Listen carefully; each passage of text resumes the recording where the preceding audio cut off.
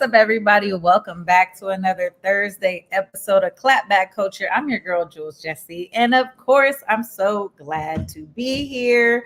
Listen, another long week. By the time I get to Thursday, you guys, listen, I be done. I just be tired. I be all the things. But if you have not done so already, please share the stream. Let somebody know that clapback culture is on, okay? Because we have a good show lineup today. I have a lot of good things that I want to talk about. And of course, we're going to clap back and get on the Diddy arrest and all of the new allegations against him, to include boys and minors. Yes, you heard it right here. But again, if you haven't done so already, share the stream. Let somebody know that we're here and in the building. What's up, Safia? Glad to see you. Miss Jackson, if you nasty, welcome to the show. And thank you. You see, I got my baby here on fleek. I guess, do they even say on fleek anymore? I don't think they say on fleek. So I'm just going through you guys real quick. I'm just sharing the stream. Rodney will be joining us a little bit later on in the show. Yeah, let's go ahead and get started. All right. First things first, the VP debate, you guys. I want to go ahead and share my screen with you. The VP debate was interesting. Did anyone watch it? I hope everyone watched it. It was one of those situations where, do I have a video? Let's see. Let me get some order, you guys. One moment. I thought I had a video. Oh, right here. I do have a video. All right.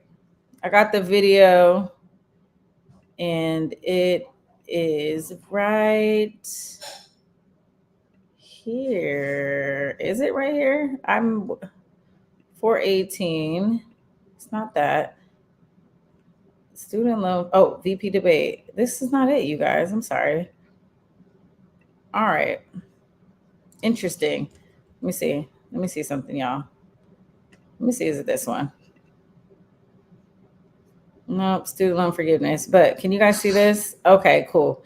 Here's the video. Let's play it real quick.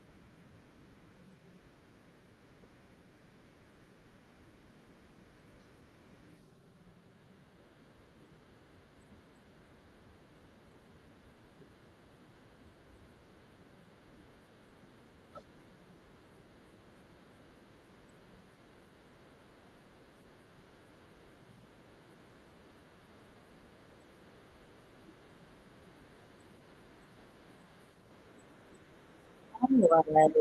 So you guys cannot see. Interesting. That's not what I wanted to do. Okay, so you guys couldn't see the video or hear at all, huh? Oh well. All right. Well, let's talk about it anyway. So I don't know if you guys tuned into the VP debates, but it was very cordial, if you will. I felt like there was no leader that really emerged. I think that JD Vance was able to show a more charismatic side to himself. I know a lot of people were talking about how weird he is. I saw some tweets about the eyeliner and things of that nature. But to be quite honest, I do not believe a leader emerged from the night. And any swing voter, anybody who's kind of on that edge and not sure who they're going to vote for, I don't think this debate made a difference. I do feel that Vance stood out when it came to the discussion of abortion rights. And he took a very different position than his leader, than Donald Trump, in saying that, he does believe that women should be able to have access to abortions. However, he was talking about how his perspective had changed on the matter, and that states should be able to figure out how they want to do so. And so that was interesting. And I think that was a big win for the Republican Party. He said that the Republican Party needed to build the trust of the American people and have that conversation again. Whereas, Walz just stood on business and said, look, this should not be an issue at all. We should not be voting on this. This should not be left in the hands of the state. This should be left in the hands of the people. So there's that. We do have a comment from D saying he's a Yale Law School graduate. He's trained good. Yeah, he was trained very well. And he does have a lot of experience in terms of debate. So we saw that training at the forefront. And again, guys, vote local, vote in this primary. I mean, this election cycle. November the 5th is the election, and choose your candidate wisely. You know what I'm saying? We have a lot of the buzz issues, but we want to be able to have our interests show all the way through. We are getting ready for a war. Okay, we did see that Israel may be going to war with Iran, and so we have some things that we're gonna have to do here in the United States, and Joe Biden is positioning and posturing that big American flex. So we have a lot at stake. Speaking of President Biden, did you guys hear about this? Listen, they're talking about. Hold on. Where are my overlays? Oh, I put it in backgrounds, you guys. Wait a minute. I keep doing that. Give me 1 second, you guys. So President Biden is talking, his bill is back up. Excuse me, not his bill, but the whole idea of the student loan forgiveness is back up and running. It's taking, this might be a reconnection issue. Okay, I'm having some issues. Maybe I can do this. Let me see if I can share this with you guys. Okay, doesn't want to share. Maybe won't let me share. Okay, no worries. Oh, no, won't let me share. Well, anyway, President Biden's student loan forgiveness, his administration won. A judge let the thing expire. And then it lost its ability to proceed because another judge went ahead and overturned it. So here we are thinking that Joe Biden's student loan forgiveness was going to come and offer that forgiveness for essentially 25 million Americans. But it looks like that's not happening too fast. This did get moved to a court in Missouri, the District of Missouri, and it's halted there. And so a judge is saying, listen, the Republican parties, these states, these Republican-led states like Florida and Georgia, they're saying you don't have any say-so in the game. Like this temporary restraining order that they had on it that was holding back that student loan forgiveness bill, they're saying no, that the plan is going to go ahead and move forward. However, they're transferring the case to the Eastern District of Missouri.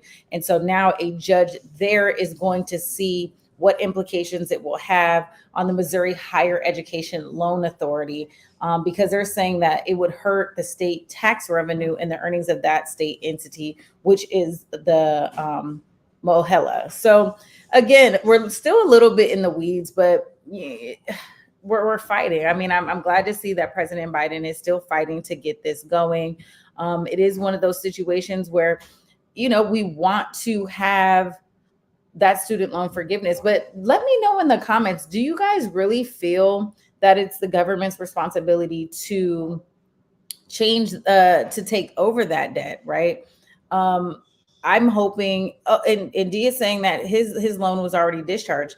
I believe some paperwork came in the mail for Rodney and that his loan was forgiven.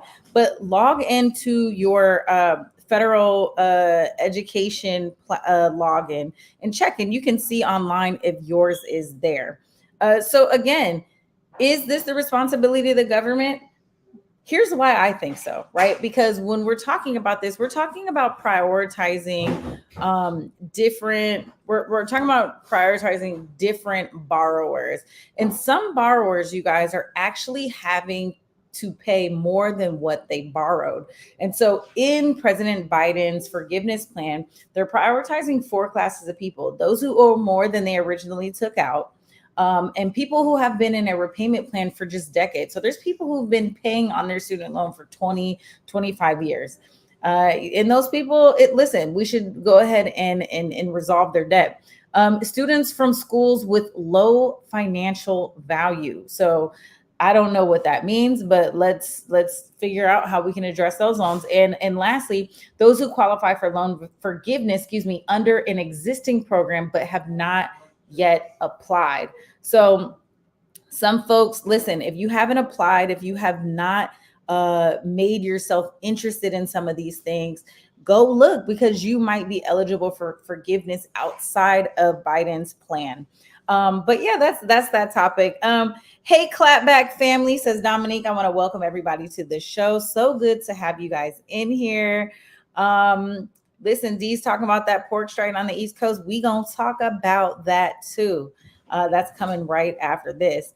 Dr. Safia says some of mine have been forgiven. So listen, I don't know about you guys, but I was 19 years old when I signed my student loan debt. Dominique saying, I don't mind paying, but get rid of the predatory fees. Until then, what we gonna do? And not only predatory fees, but I think predatory lending. I mean, when you're 18, 19, 20 years old and you're a first year freshman, you're thinking, I'm going to take out these student loans in order to take care of my family, get this higher education, things of that nature. You just don't think that you're going to be paying on this debt all of your life. I mean, what is the point? We print the money, y'all. It's just not given that. And then last week, we got D saying my old doctor in his 70s was still paying student loan debts from school. Ridiculous. And you got to think that's like a service to the people. So like, why continue to, why do we got that? All right.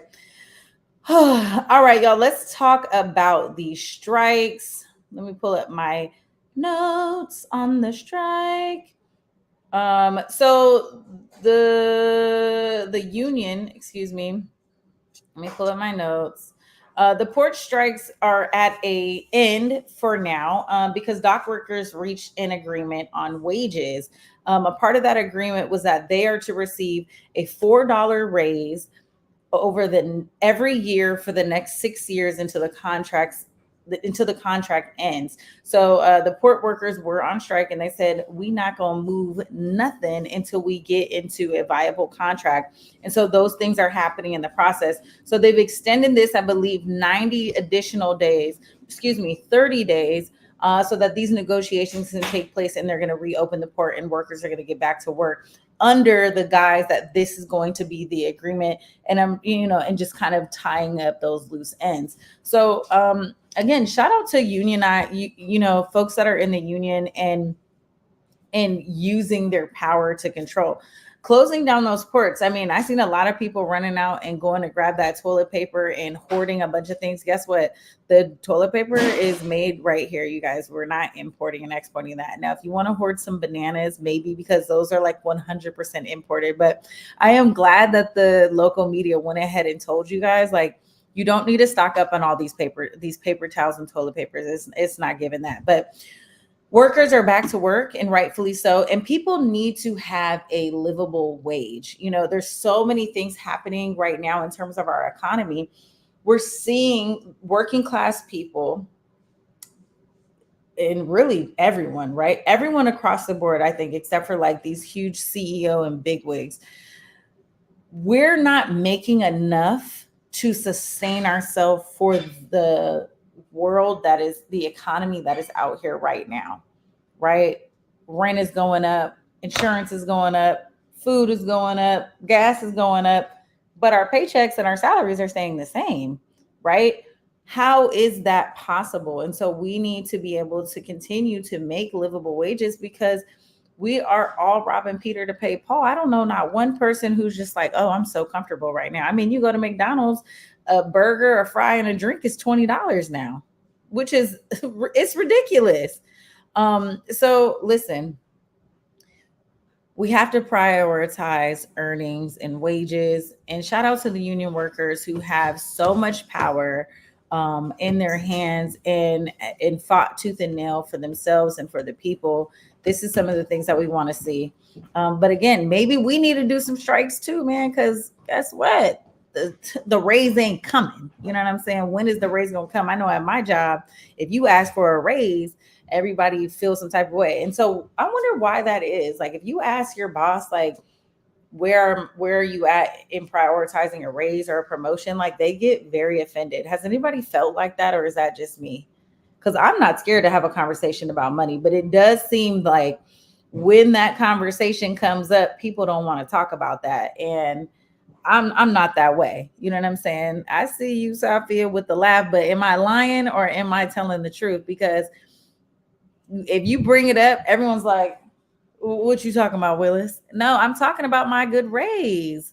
I'm talking about my good raise. Like, I work hard. I show up to work, and I feel like I just need a little bit more to push me through. And I think prioritizing workers and giving them wages that make sense, right? And that was another thing that was brought up in the VP debate, was talking about childcare. The Harris administration is talking about, additional credits going towards childcare and childcare credit fees. Childcare is astronomical. So if you want to prioritize families, right? If you're saying you're not allowed to get an abortion, but then you're saying, but you got to pay this astronomical amount of money for childcare, make it make sense. So you're not earning any more money. We got to have these kids. The kids, we don't got no money to pay for them to go to school. So it's just like everybody's, it's a lose-lose for everybody. And so we need to figure out this eco structure in a more viable way. You know what I'm saying? Brooke says we need to take a few lessons from these older countries about striking. Yeah, okay. Let's elaborate on that. Let me know, because I know you've traveled outside of the US quite frequently. Let's see. And Dominique is saying we definitely need to push back more. So I guess I'm not the only one who is a rebel without a cause. But listen, let's see. Okay, 20 minutes into the show. Again, Rado is going to be joining us here soon. Let's see. Do I want to take a quick break? Let's take a quick break, but when we come back, I want to play a video and have a conversation about the additional charges against NYC Mayor Eric Adams. Well, possible charges that may come up. So you guys know he was arrested last week on charges of bribery and some other things associated with his campaign. But they're talking about additional charges could come out. So stay tuned. We're going to go to a quick break and we're going to come back and talk about it. You're watching Clapback Culture.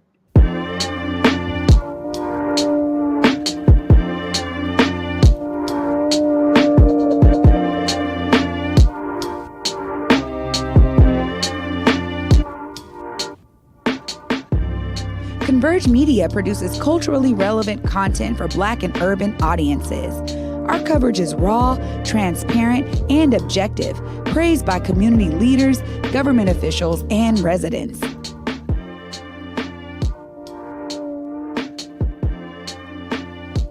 Support Converge Media today via Venmo, Cash App, or PayPal at Converge Media.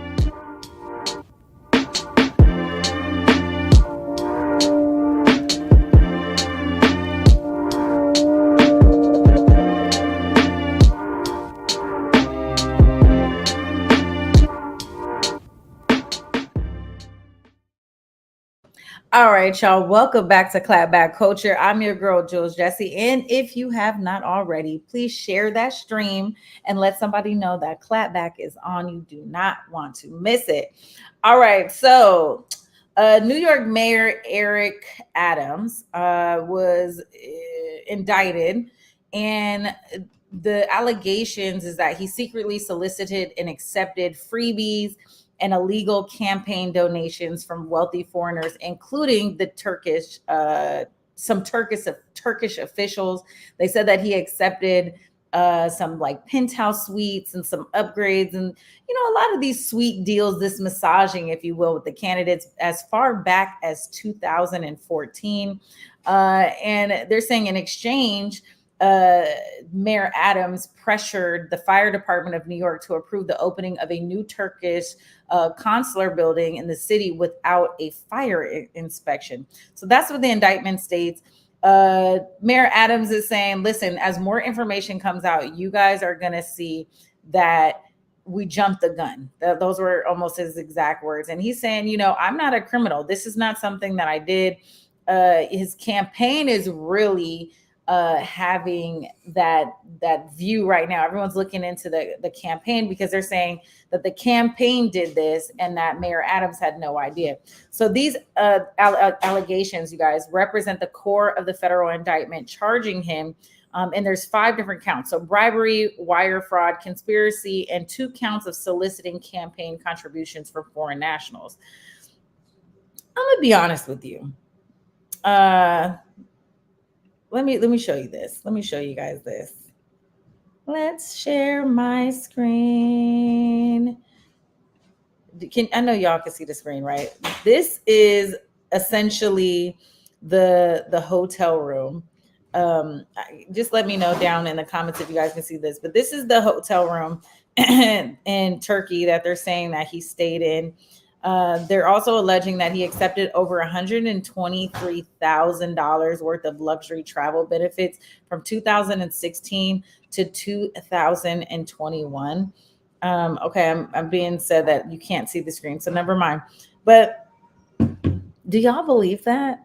I mean, here's the thing. Do I believe that he accepted some upgrades? Yes. Do I believe that the campaign accepted some campaigns? I should tread very softly on this topic, shouldn't I, Safia? Let me defer to my lawyer. I should defer. What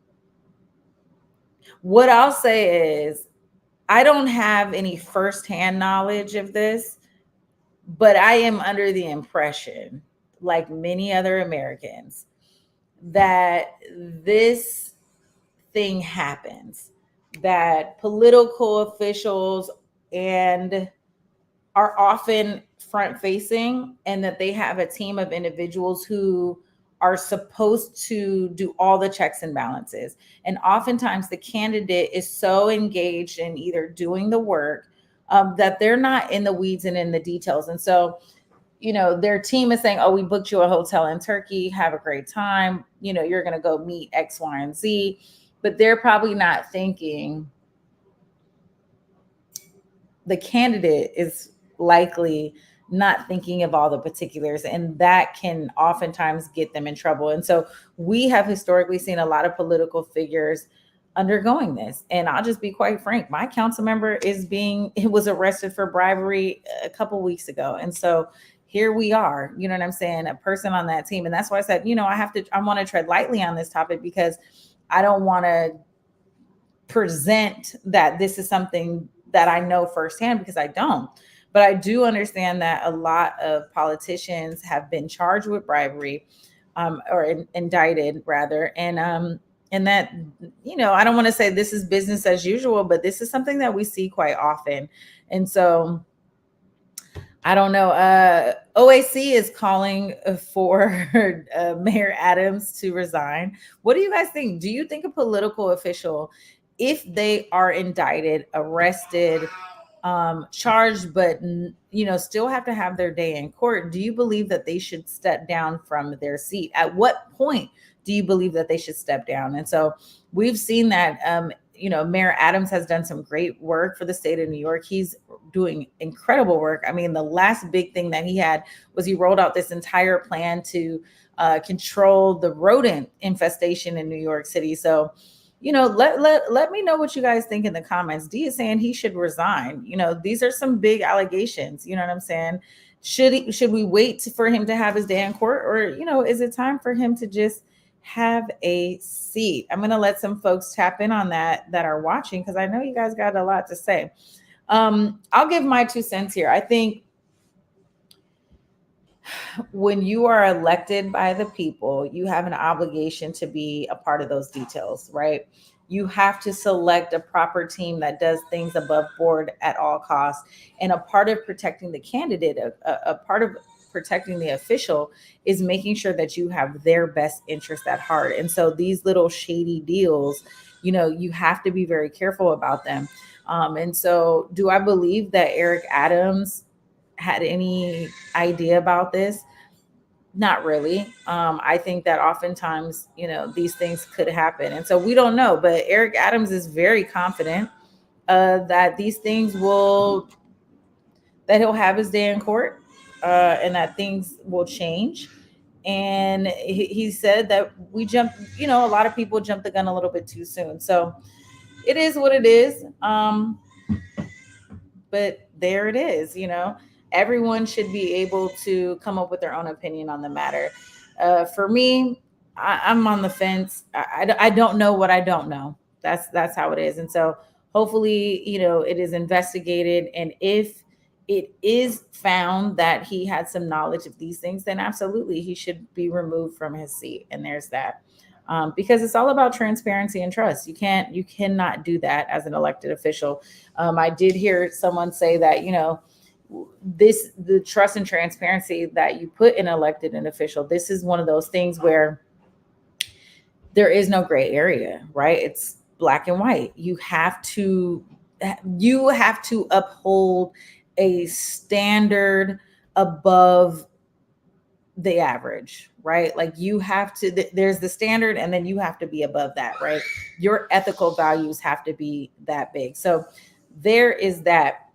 I see in the comments below, everyone is saying, yeah. So you guys believe in that trust and that transparency. Brooke is saying she agrees as well. All right. I was waiting for Rodney to get on the show. I really, really, really want to try to play this video for you guys. Let me see if I can. So the show is moving much faster because I'm just here talking to myself. Let's see what D has to say. D says, my family who lives in New York City says he's always been crooked even before becoming mayor. Well, guess what? I'm going to go with that, because sometimes when you are there and you have knowledge of a person, listen, there is some truth in rumors, y'all. And let me just say this. This is another point that I wanted to hit. You guys remember the guy Bishop, the one who was wearing the fake Gucci suits and the fake Dior suits, and he had that church and he was pushing people out of church. He said he was like a real estate agent. Let me see, Bishop Whitehead, I think his name was. Yeah, Bishop Lamar Whitehead. He was sentenced to 9 years in prison for fraud. He was also very close to Mayor Adams. And I say close in that they did a lot of attending different events and things like that. And so I would not be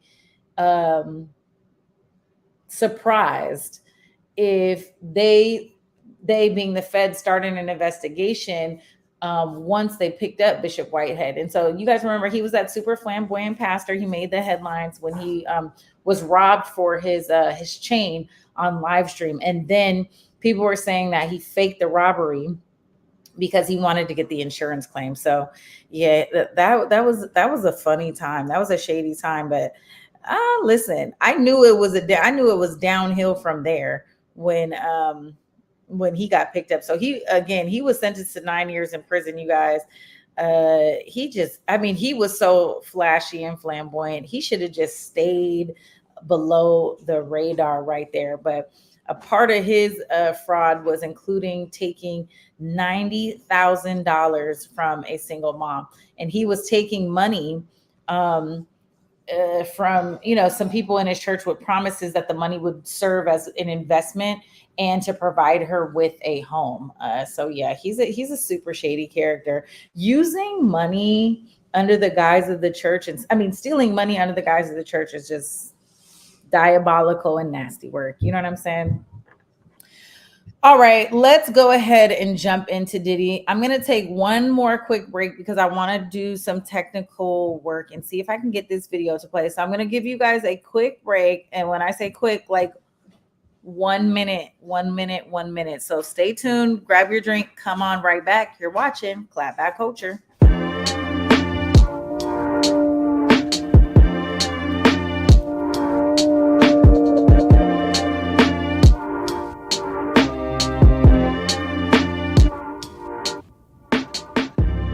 Converge Media produces culturally relevant content for Black and urban audiences. Our coverage is raw, transparent, and objective, praised by community leaders, government officials, and residents.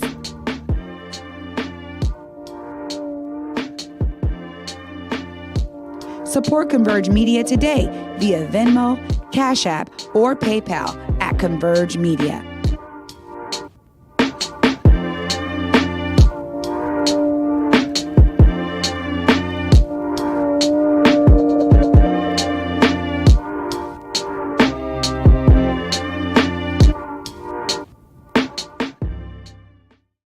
All right, y'all. Welcome back to Clapback Culture. I see Rado is logging on. We got a couple more comments I'll take real quick. So they should step down when the bad outweighs the good. I think each political candidate has a connection and trust within their community. Very true. Okay, so I think I figured out, you guys, how to share my screen. Let me go ahead and tee this up. This is on Diddy. Sean Diddy Combs is accused of abusing more than 24 minors. Okay, that's the one and the two. Okay, I'm going to share this. Let me know in the comments, you guys, if you guys can hear it. Okay, give me a second. Let me see. Can you see my Safari screen? Oh, Chrome has lost permission to capture your screen to fix it. Okay. Okay, give me a second. You know, my video editor, the one that I really like, not crashed, but it was taken down indefinitely. So I'm not even able to use that anymore. So let's see. View tab, StreamYard. Okay. View tab, YouTube. Okay. Can you guys see this? I'm going to hold it here for a second to see if y'all can see this. I don't think we can. You guys, which is very sad. But anyway, so Diddy was accused of abusing 25 minors amid new allegations. This is super crazy. Oh, we got Rodney here. Is he ready? Are you ready to come up? Let's do it. What's up, Clapback? What's up? What's going on? You look good. How are you? Oh, thank you. Okay, so we're having a bit of technical difficulties tonight. I cannot get any of these videos to play. What? I have no idea what's going on, but it's cool. We're just gonna listen. It's a laid back show tonight. Our people are here. We're waking it up. Let's wake it up. Cool. Let's wake it up. So talk to me. So obviously I missed a couple of things. What you guys get to so far? Well, we talked about everything. Everything. We talked about the student loan forgiveness. We talked about the what's going on with that? I mean, am I gonna get my loan forgave? Have you got yours forgave? I have not checked mine, but I thought you had something that came in the mail this week that did say it was forgiven. But you so funny about me opening your mail now. I didn't open it. I need privacy. At some point, you gotta have that privacy, man. Can't just let you get into everything. Why not? I haven't seen anything that says loan forgiveness. And it's crazy because, right? So can I ask this? Like, who is our president? Who's the president right now? You know who the president is. Say his name. I don't know who the president is. Put some respect on his name. Who is it? Your president is Joseph R. Biden. Oh, wow. I didn't know. with the whole Step It Down and the whole Kamala and the whole Donald. I really didn't know he hasn't been in. I mean, he where has he been? Where's the last time you seen Joe? Joe just did a press conference this week to talk about how he plans to blow Iran up if they Wow. Okay. Welcome. And when have you seen him before that? Because I missed that. He can't be front facing right now. It's an election. Why can't you? You're the president. It's your job to be front facing. Or is he really Sleepy Joe?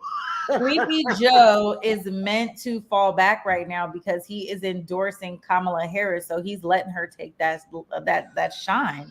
Well, look, for the most part, I don't know what Joe has been. Joe, we've been missing you. On top of it, I really don't know anything that you've done. I was really looking forward to you having this loan forgiveness. And how's everybody doing? You guys know I'm gonna bring a different spot to this, but I've been really looking forward to Joe forgiving these loans. I just needed one thing from you.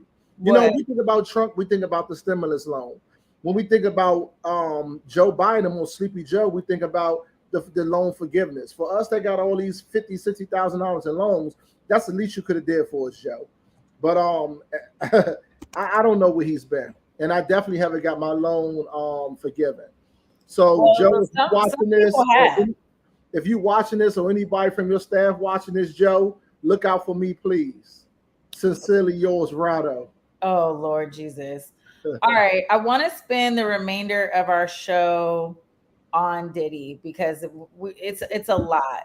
It is a lot. So let me present to you. If you guys have not already, there is a 38-minute video courtesy of NBC. You can watch the replay on YouTube, the whole 40 minutes of a press conference held by none other than celebrity lawyer, celebrity attorney, Texas-based Tony Busby.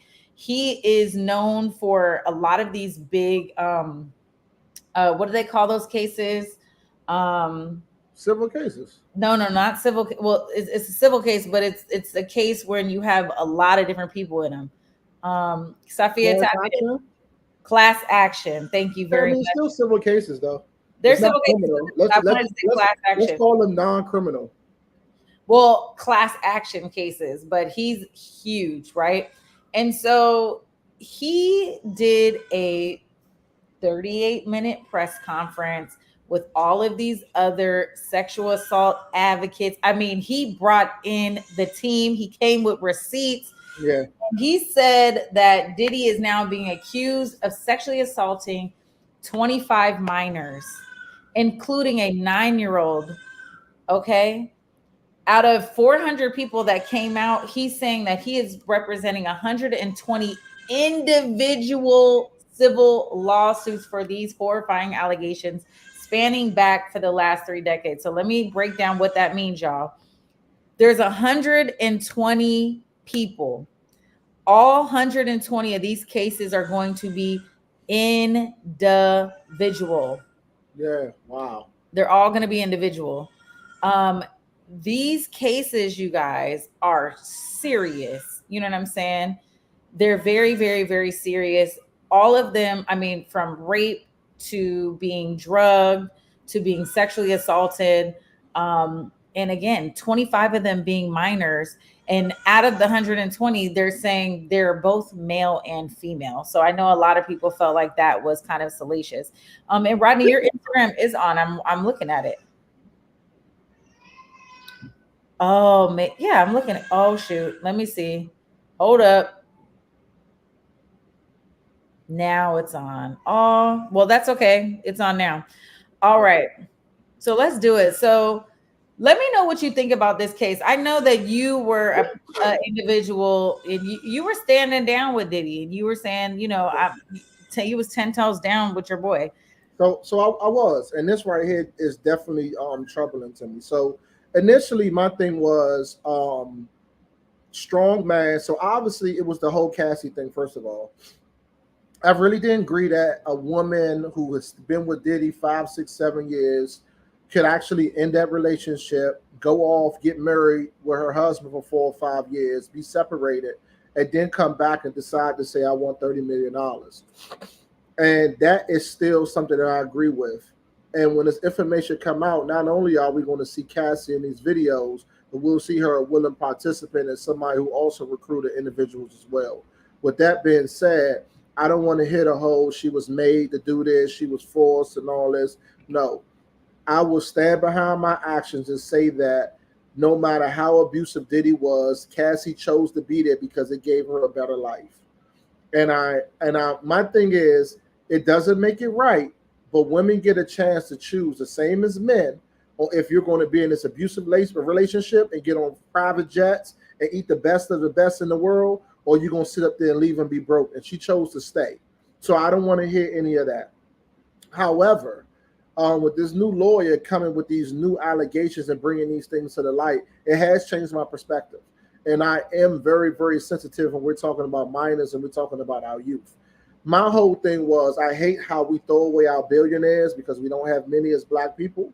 But at the same time, it is definitely troubling, because this lawyer right here, guys, if you guys didn't know, has more evidence and more research than the actual FBI. So when the charges first came out, I was like, oh man, it's kind of BS, because the FBI put out some BS charges. You're talking about sex trafficking for a guy who just loved to have sex. Yeah, he was a little over the top, the whole 1,000 bottles of baby oil and stuff like that. But what he do inside his bedroom is what he do inside his bedroom. And for what I know, it was all through consensual adults.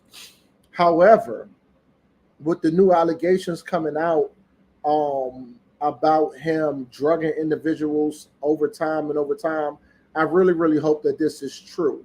Well, I don't hope that is true, but I hope that they have the evidence to prove that this is true. Because what we have seen time and time again is that no one cares when a broke person does this. Only when someone with money does this. And what they do is people come out over and over again to try to get their dollar. And it's just sad. Most of these people that went to Diddy's house were starstruck and wanted to be in the presence, have sex, and do whatever they could with a celebrity. It's no different when you see women going crazy, throwing their panties at Chris Brown and everything like that. Women love men of status. Men love women of status. People love people of status, people who feel untouchable. And yes, when you get into the presence of a Diddy who has been powerful for decades, yeah, you're going to be starstruck, and yeah, you're going to do things that you want to do, and maybe some things you don't want to do. However, but you drove and got there. So I still haven't heard of a case where somebody put a person in a bag, threw them in the back of a truck, and delivered them to Diddy. I didn't hear that. And the only person that I really actually heard came out and said that they were actually delivered to Diddy was Karen Steffens, and she kept it the realest. She actually came out and said that she was delivered to him, but she did everything on her own. I can't hear what you're saying, Jules. If you're trying to chime in, I think you're on mute. Oh, I'm on mute. I'm sorry. Well, I was gonna say you did hear about a lot of the cases. Out of the 120, one that particularly stands out to me is that a young lady who the cases that were what? That someone was delivered, bagged and delivered to Diddy? No. So no, but she had no plans on having sex with Diddy or any of his counterparts. So she was invited to a birthday dinner. She was actually pregnant. And so she wasn't drinking any alcohol, but in the drink that she was served, there was a tranquilizer in it. And so when she woke up, she was in a bed, and she had been sexually abused both vaginally and anally. And she went to the hospital and got a rape kit done. And so she had no plans to sleep with anybody. But she said she has no recollection after the night after she had that drink while she was there. So that's the accusation from one. The crazy part is Diddy loves some butt. It was crazy that the lawyer kept going back and forth. And as he went back and forth, after every allegation, he said that someone's anus was sore. It was just crazy. It was male and female. And I'm sorry, because I'm not going to be insensitive to the victims here. That's not what I'm going to do. Right. I do not want to be insensitive. My laugh is not at the victims. It's at Diddy. I want to know why every victim The lawyer kept on saying he so what he did was that is it did make it crazy because it was this is like the thing. The lawyer specifies that he wants every case to be tried separately. He doesn't want a conspiracy. He wants each 120 some individuals to have their own individual case. And he doesn't particularly say that they're going to come out of New York. He's like they could come out of going to be tried in whatever state they feel these sexual acts happen in, or where they want to be tried, he would try them there. So because he wants these cases to be individual, he talked about each person individually. And when he gave up names and examples, he left with saying that both vaginal and anus were sore and ripped apart. And I mean, it was just crazy to me. I'm like, Diddy, you gotta chill, man. If this is true, you really, really gotta chill, because you just gotta chill. So there's a lawyer that Rodney and I both follow called Lawyers for Workers on IG. Yeah. And he broke down this case that if you get attorney Busby on your side, you better be careful, because he's not an attorney that's going to pursue this without having any evidence to back it up. Exactly. And he has already stated that his team has collected pictures, videos, and text messages with evidence from the alleged assaults. So he's coming packing those receipts.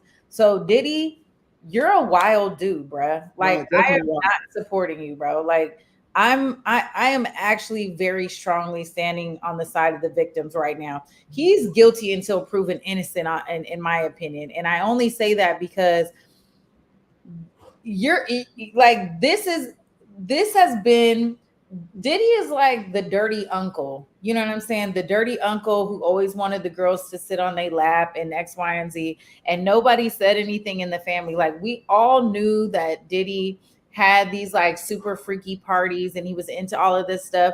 To me, okay, fair play. When you have consenting adults, to me, I feel like there's no issue there. But when you start using your influence and you're telling people, I'm gonna make you a star, I'm gonna do this, I'm gonna do that, and you're baiting them in with that, and then you're drugging them unbeknownst to them, because ain't nobody just taking no horse tranquilizer on the low, like, oh, let's get messed up. But that's another thing though. So my thing is, it's really, so this is a famous saying that I say, and I want people to understand this. In order to obey, you have to trust, and in order to trust, you will obey. I say that because it is crazy that, and this is where credibility comes in. This is why your credibility and your integrity is so important. Because this stranger who we don't know, have never seen up until the day of yesterday, came out with these different kind of allegations, right? Who are still allegations because we don't know what they are, whether they're true or not. He came out with these things, and they are convincing stories. Only because we hear the other convincing stories. We as a people believe this guy. We believe this lawyer over Diddy. We're now looking at Diddy as a sick individual and blah blah blah. And I don't want to jump the fence yet until I really, really figure it out. Because for me, I don't really have sympathy for adults. I really don't. I understand that there's a lot of malicious thinking, and there's a lot of getting over when it comes to adults, in my opinion. This is just my opinion. And I understand that there are a lot of women and men that would like to go and have their turn and sleep with Diddy if they could. However, I do not agree in any kind of way. And I don't agree with anyone being raped, whether you're a minor or an adult. So let's not say that. However, the stories that I'm hearing about him and his 9-year-old, 12-year-old, 16-year-old is out of control. And I'm really, really praying that those things are not true. I know that this lawyer is very, very thorough. So what people don't know who hasn't been through the federal system, it's not about how good your lawyer is. Your lawyer only has to be this good. The most important person in any case when it comes to any kind of trial, any kind of criminal, anything, is your investigator. And they don't promote this, but there's a person on a team of lawyers called an investigator. And that's the person that does 95% of the work. They go out and do the interviews, they get the evidence, they do everything on your behalf. The lawyer just sits up there and argues your case. But this guy who is this lawyer is mostly an investigator, and he makes his living. He's up 500 million, guys, from suing individuals like Diddy in the past for having this kind of malicious behavior. So that's what gives him the credibility. That's what makes everybody say, "Hold." His last 25 cases, he's been right. He has not lied. He has told the truth. So now he's coming to bring down Diddy. Why though? I want to know why. Because here's why. Because you got to think. So Diddy is currently being detained at the Metropolitan Detention Center in Brooklyn, New York, under having been charged with sex trafficking, racketeering, and transportation to engage in prostitution. That indictment, which is now unsealed and everyone can go take a look, has opened the door for these individuals to now come out. And so what we know about Busby is he has his own hotline. If you call that hotline, he had over 3,000 individuals come forward to his office with accusations against Diddy. He only decided to say 120 of these we actually have a case. And those who I think have hospital records, I believe. And these are, and that's why I say I stand with the victims in this. And I cannot stand on Diddy's side on this any longer. If you are a person who feels that they were forcibly raped or forcibly placed into a situation to the point where you did your due diligence and you went and got a rape kit and reported it to the police, and nothing ever happened that came from that, it's because it goes back to what Dee was saying. Diddy was untouchable. It wasn't that he thought he was untouchable. He was absolutely untouchable. And that's the same thing that Cassie said, was that during the times where she wanted to get away and do these other little things, they would send people to come back and pull her up out of there, and that she had to go into hiding. They were pulling up at the mother's house. They were pulling up at their friend's house and waiting and tracking her. Diddy's a huge influencer. Like, I don't think we can even understand the amount of power that he has. And with that great power comes great responsibility, as you would say.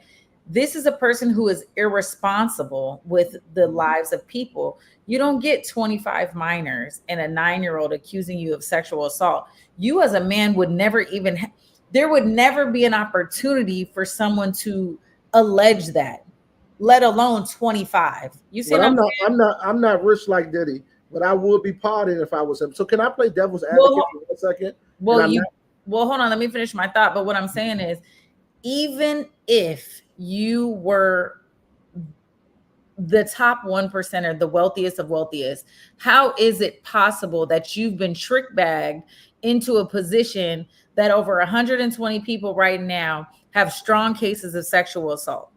Well, I'm not that horny of a person. But just think about I get it. What you're saying is very valid. Now, allow me to play devil's advocate, right? Okay. And this is what a jury is going to say, and this is what his defense team is going to say. And this is something that you have to consider. If 125 people went to the doctor, and the doctor nor did the police station deem it as rape or deem it as enough for them to go pick Diddy up, doesn't make it valid. Because it only takes. Well, how? Because this is the thing, right? Let me tell you how. Well, this is the thing. Let's hold on for 1 second. All of these things did not happen in California, Miami. These happen all over the world, right? Mm-hmm. Well, not all over the world, but all over the United States. Yeah, no, about 25 different states. Yeah. So if an individual comes up with a rape kit, because rape kits are very serious. So rape kits have to be reported.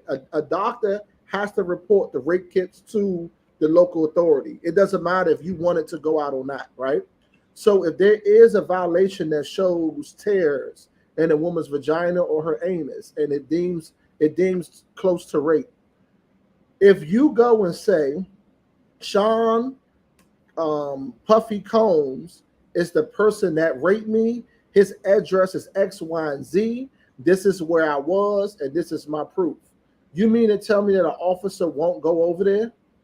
Yeah. And you know why? Because the second an officer says, hey, you first of all, you're not. It's not like you're going to knock on somebody's door. You have to somehow access the compound. So they're gonna say, "Oh, well, Sean isn't here." It's not like that. Like he just gonna be there and be like, "Hey, what's going on, Will guys?" that stop an officer from not going? Absolutely, they I would don't think say, that part is true. I don't "Yes, think that that's part is true." true. Rodney, think about it. No. Yes, you'll never. How could you even walk? You're never even gonna be able to walk up on Diddy. Y'all tap into the personal security don't overtruck law Yes, enforcement. it does. It's No, private no, property. Yes, no. it is. Yes, it is. You have to have it. If you're being questioned, they'll say you have to come down for questioning. They cannot encroach upon your personal property. That's the law. They can't just run up in your crib and be like, come down here and give us a DNA swab. You would have to come in. And then a lawyer is going to come and accompany Diddy or show up in his for him. And then they'll say, okay, you have to turn in a DNA sample or something like that. But you have to volunteer to turn in a DNA sample. If you have Diddy money, you have the best lawyers possible to shut all this stuff down. They're going to say, oh, this young lady, she was with us and she had 4 or 5 different drinks before she came. We put her in an Uber to go home. She was with the young. They already have it laid out. Are there any NDAs involved in any of these cases? Because I haven't heard that. Are there? I haven't heard of any NDAs, but I would not be surprised. What about the NDA that Cassie signed? So she signed an NDA, but the wildest thing about all of this is that had they given her that hush money one day, 24 hours sooner, she would have never been able, well, not she, but the feds would have never been able to present that case out like that. They would have cleared it. So he waited a day late and $1 short to give her that money, which is why we saw that transaction happen overnight. It's a lot here to unpack. I think that we will be this Diddy case is going to last for years, first of all. I'm glad it's going to last for years, but not really. What's not going to last for years is that we're going to hear about all these other people that were involved. And so this attorney is saying, not only are we coming after Diddy, but we're coming after the people who didn't help. We're coming after the people who also had sex in addition to these. Who do you think was with them? Because this is something that we didn't talk about. Right? It's many powerful people and many dirty secrets. And what we didn't talk about last week, guys, because we weren't here, was that there has been a story that over 35 executives have and CEOs has just stood down from their companies. Stepped down, yeah. And we don't understand the significance of that. Everyone is trying to tie it to Diddy, but all of them has just secretly stepped down. I read a statement that Diddy last year put everything in his son's name and everything in his mom's name. I'm not sure how true that is. If he did, it was very smart. But these executives are stepping down and hiding their money. So in my guesstimation, I believe that Bali is about to be the new spot for so many individuals. So Mr. Russell Simmons, just know you're about to have some company. You're going to have a lot of friends. You guys are going to talk about how you guys were able to do all this wild stuff. And I'll see you guys in 7 years. Diddy's dumb, though, because before he was arrested, he should have fled the scene like Russell Simmons. My thing is he should have fled the scene once they got those tapes. Before, I don't think he should have fled. But once they got them tapes, he should have rolled out. It disappeared. I'm looking at D-Head, right? And this is going to be so this is the thing, y'all. I have to say this.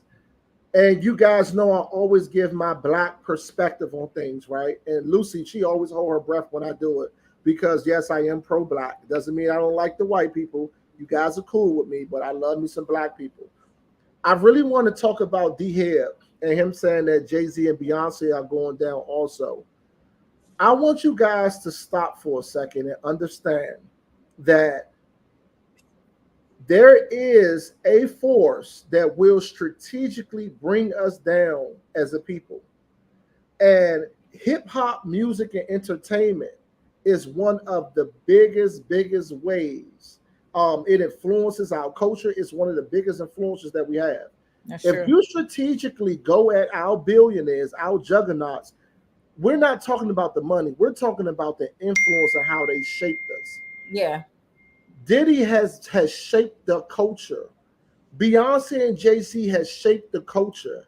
Lil Wayne, they took down Bill Cosby, someone who was in our living rooms, our mother's living rooms.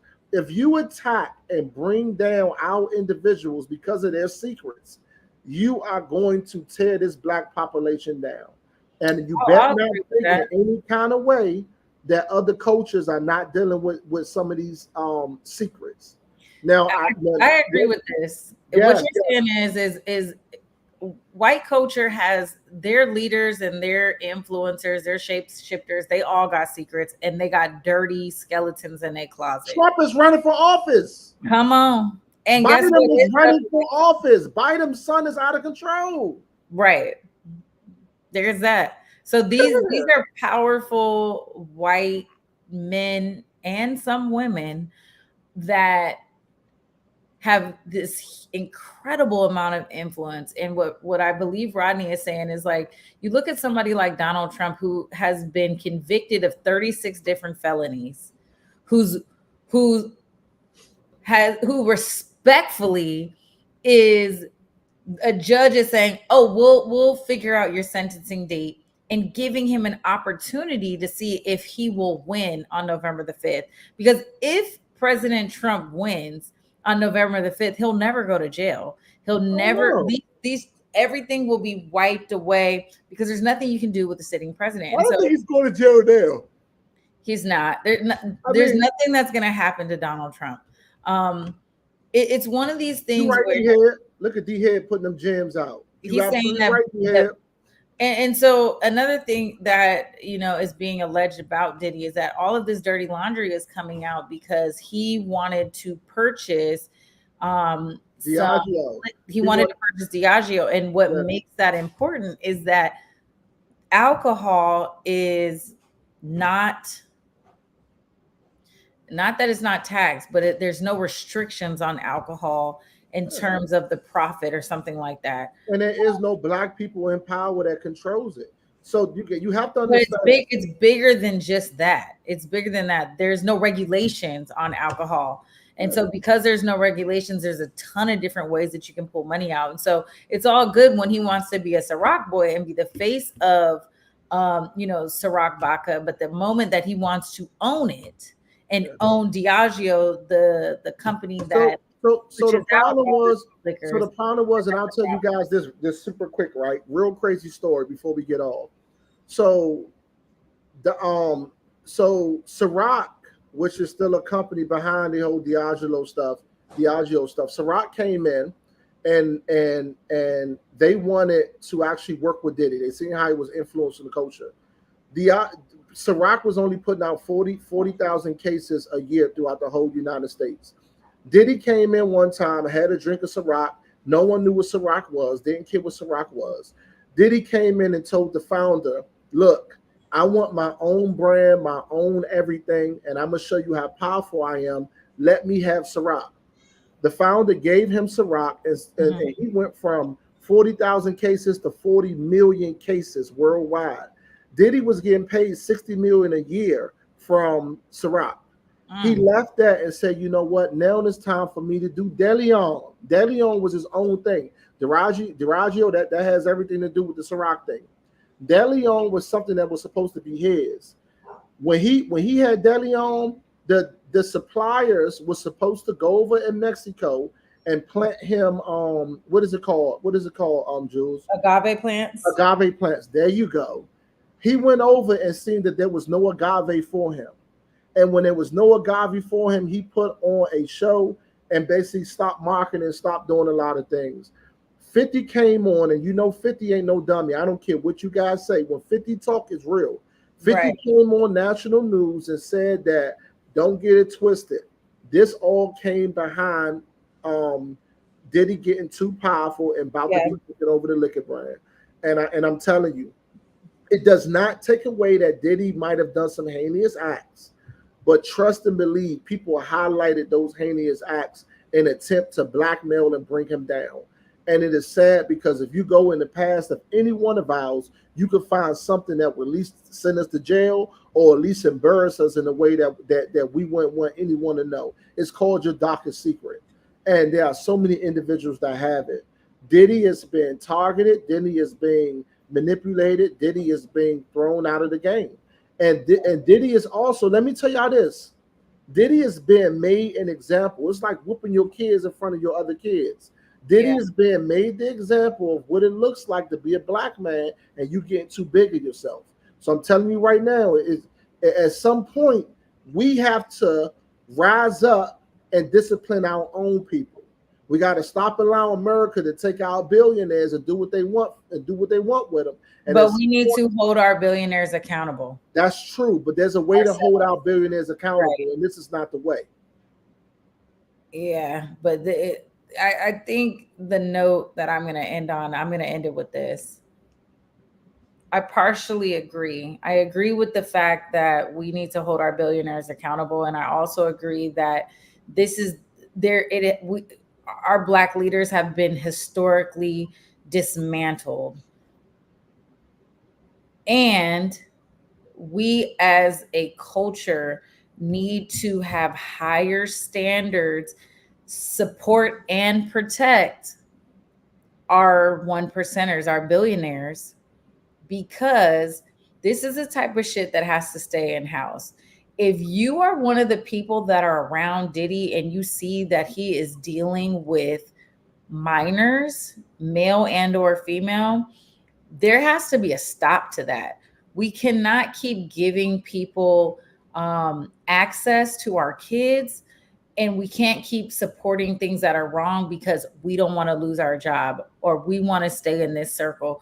No, there has to be a time where men have that other conversation with men and say, listen, this is wild. Like, you're doing way too much, and condemn those actions before they get started.